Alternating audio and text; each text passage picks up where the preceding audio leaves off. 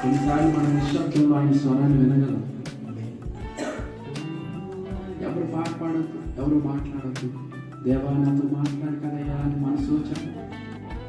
బయటికి ఎప్పుడు మాట్లాడుతున్నా నిశ్శబ్దంగా ఆయన సన్నిధిలో కనిపెట్టుకున్నా.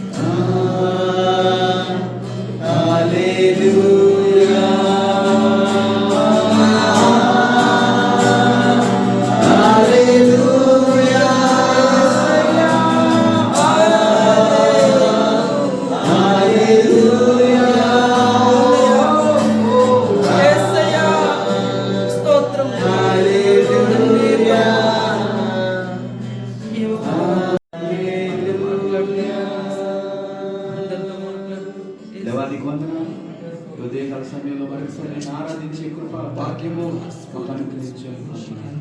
ఆరాధనకు మీకు సమర్పిస్తున్నాను. అతను మాట్లాడండి అయ్యా. నేను చెప్తున్నది చెవి కలిగిన వాడు వినుడు గాక అని వాక్యం. మేమందరం నీ స్వరాన్ని వినే కృప భాగ్యము మాకు అనుగ్రహించమని నీకే మహిమ ఘనత చెల్లిస్తూ నజరేయుడైన యేసు నామములో ఈ ఆరాధనకు సమర్పిస్తూ ప్రార్థన అడిగి వేడుకొనుచున్నాము తండ్రి. ఆమేన్. హల్లెలూయా.